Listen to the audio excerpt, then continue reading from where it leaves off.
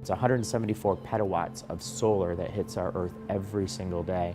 It's just an amazing amount of power, and this is one way to start harnessing some of that power and use it for transportation. I'm Mike Tinsky, and I'm the Director of Vehicle Electrification and Infrastructure at Ford Motor Company. Solar, which is, we call it PV or photovoltaic, has not only increased in its efficiency, but it's now gotten to a point where it's beginning to show economic viability, that we can actually power our vehicles, our plug-in hybrids like the C-Max Energi, on solar. In this particular case, we've taken about 1.5 square meters of solar PV and put it on top of our C-Max Energi, and it's called the C-Max Solar Energy Concept.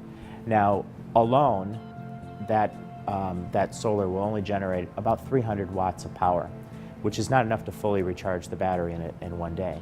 But if you take this vehicle and you couple it with what we call a solar concentrator, it's just basically being a lens that can magnify the solar energy, and what you end up with is a combination of vehicle plus infrastructure that can essentially recharge that C-Max Energi battery from 100% from solar energy. We're proposing a static canopy of nothing more than what we call Fresnel lens. It's acrylic, so it's a very low-cost canopy. But the vehicle itself, as the sun traverses the sky from east to west, the vehicle will essentially move in the opposite direction and always keep that solar energy concentrated on the roof of the vehicle. So still using the same amount of solar on top of the roof, but getting that magnification that comes from low-cost infrastructure, such as the concentrator that we've been looking at. It's an innovative way to find a low-cost, clean, renewable way of recharging the C-Max Energi. SunPower cells are fundamentally different than conventional cells.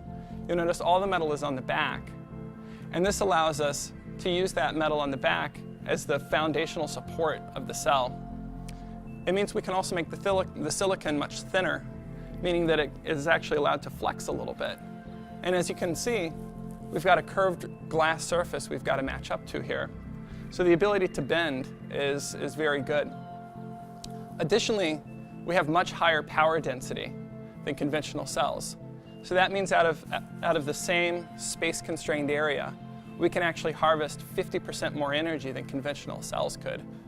I'm actually quite excited to work on this project because when I was a kid, all we would ever see when you mixed solar and cars was these small, very impractical cars that flew across the Australian desert. This project is extremely exciting because here we're actually taking real solar panels and we're adapting them to fit on top of a car. But it's not a lightweight car that's going to fly across the Australian outback. It's an everyday car that we could expect to see in the cities and on the highways. This solution, where you couple the infrastructure with the solar on the vehicle, essentially isn't reliant on a grid anymore.